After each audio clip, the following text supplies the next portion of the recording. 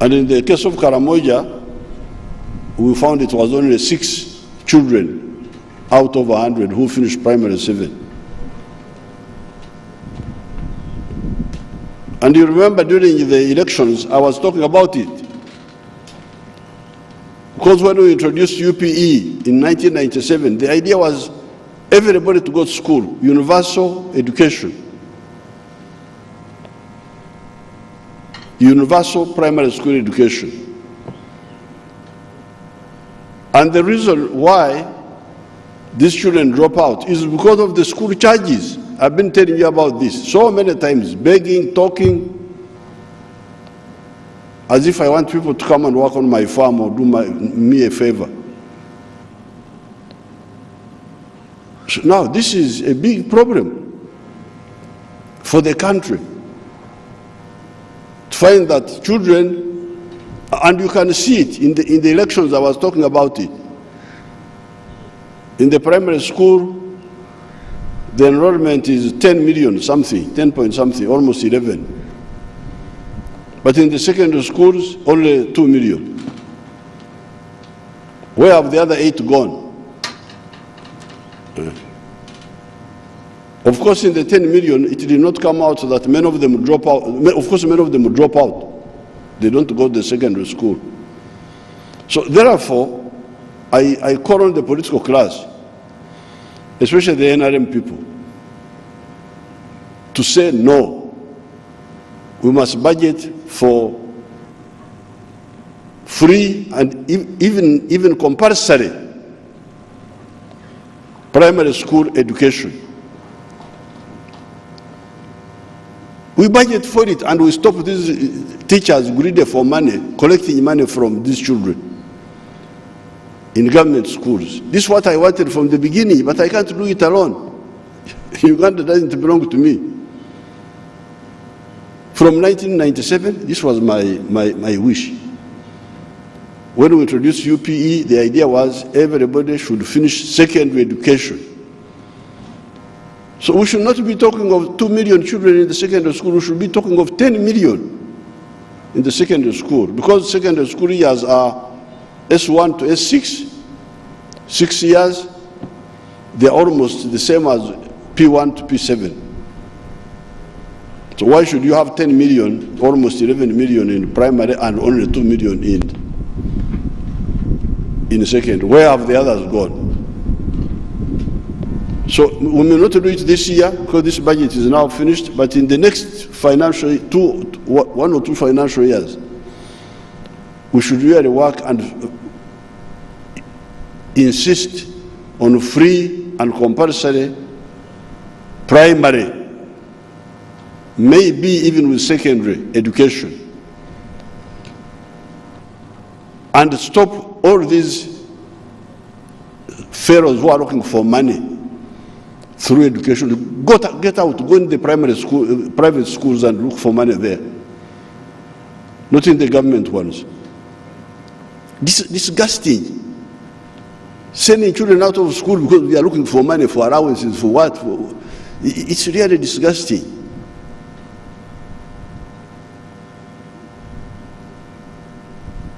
Now, the other big issue, because people talk of problems, but me, I really, many of them, I'm used to problems. And when I see what you call problems, I say, Bambi, these ones don't know what problems look like. I feel very sorry. But for me, the real problem for Uganda and Africa is lack of food. If there is no food, no mhogo. When I say food, I mean mhogo. I mean bananas. I mean akalo. If the akalo was not there, I don't know what I will do. I mean maize. Maize is important for kaunga, for animal feeds, for fish meals, beans, of course, milk, amate munangri, beef. These are the ones that I would not sleep if we had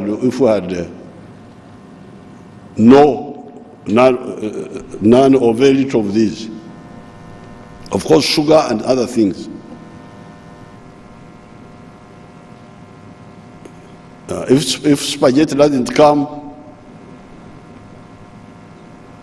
those who eat spaghetti, I don't know how they do it. You try to put it in their mouth, it is refusing coming.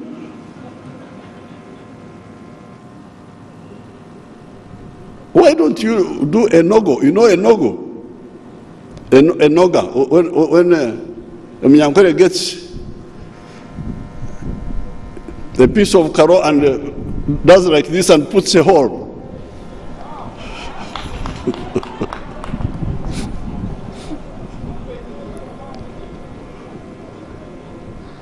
What do they call it in Luo? This one, Omona is a former Luo, he doesn't know anything. Somebody help me, please. I'm behaving unparliamentary. Very sorry, very sorry. In Parliament, they don't really say. I'll find out and tell you next time. So, as long as Uganda is producing enough food, there is no problem we cannot solve.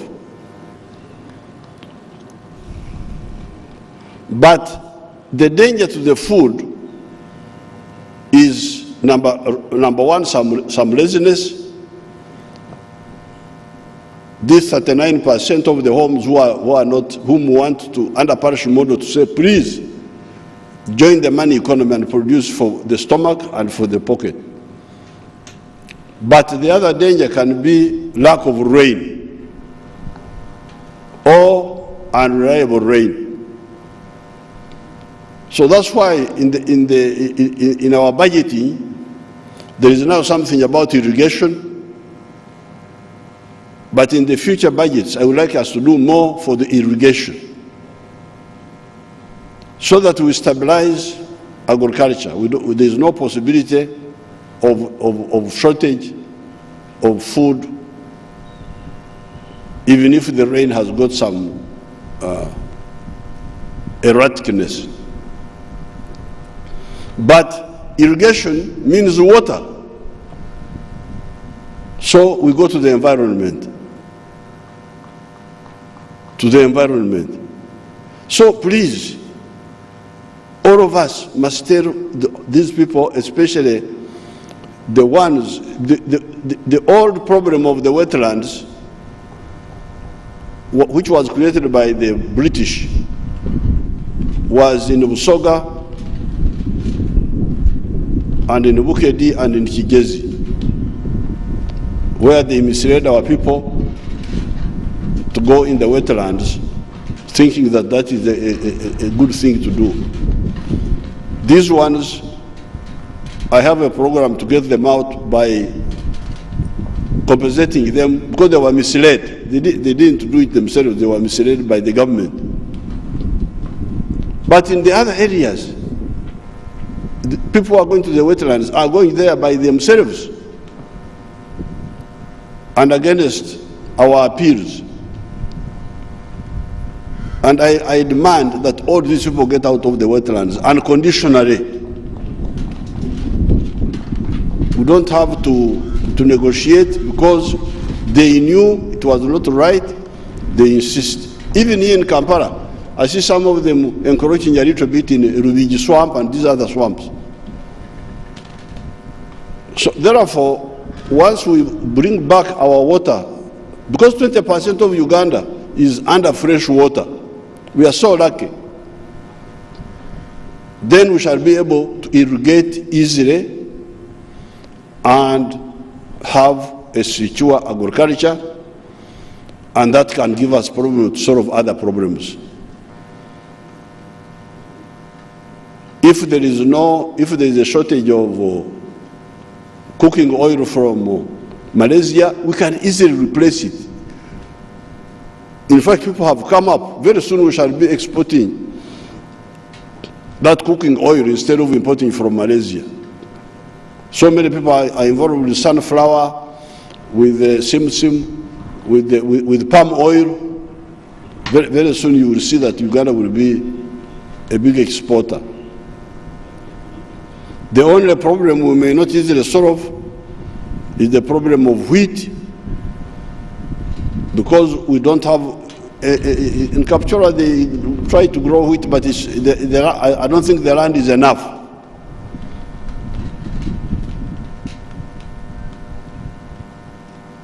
I will talk with the people of agriculture whether wheat needs cold climate or what. That I have never really bothered with wheat myself. I've never studied it. Then on petroleum, in the next few years we shall have our own petroleum, as you know.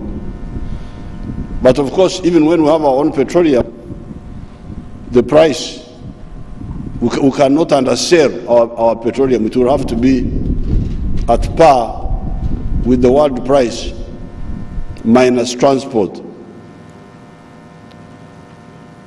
So yes, it somehow deals with it, but not entirely.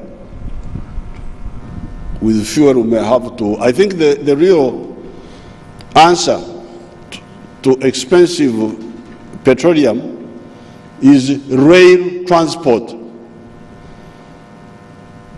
If we repair our railway to Pakwach, like the minister is saying, and we transport many of the things on the railway, then the demand for fuel, for petrol will go down, and diesel, at least for cargo. And later on with Kasese, that is the real answer to the problem of high petroleum prices. So I congratulate the minister, but I'm glad you have not killed me when I have wake. I have boasted a bit about the achievements of the NRM. Okay, Simirana, say, didn't I tell you? Don't you see how much better off we are? Apoyo Rubanga.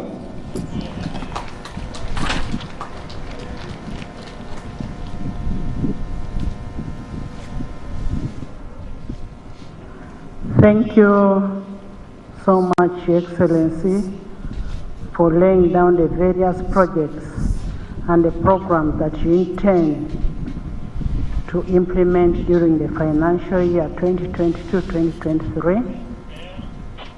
I sincerely want to thank my very able and active members of Parliament for ensuring that this day comes to reality.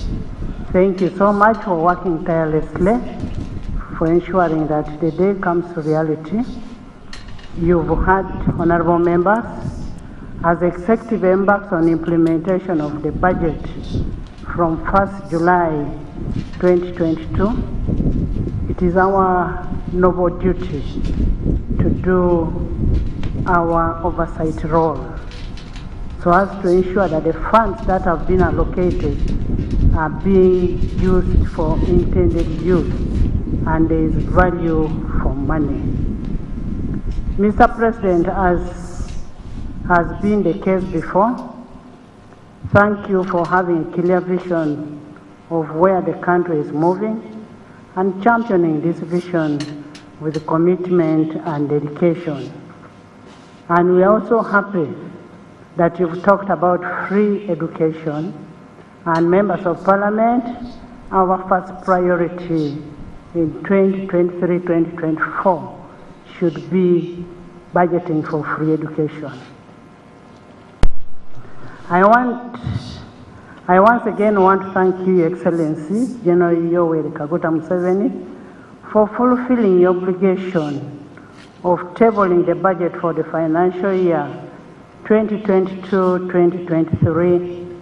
The rest is now left to the technical team. Whereas it has always been our practice to meet and interact after such an important occasion like today, the current circumstances do not permit us to do so because COVID is still with us.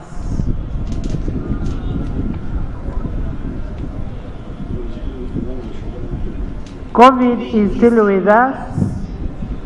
We can interact when we are having the workshop. You will have everything at your exposure. In a special way, honorable members, when the speaker is speaking, keep quiet. Honorable members, in a special way, I want to thank Mama Janet, for accompanying the Excellency to come and do this. Janet, thank you so much. You make us the women of the land of proud. The house is adjourned to 5th July, great to achieve.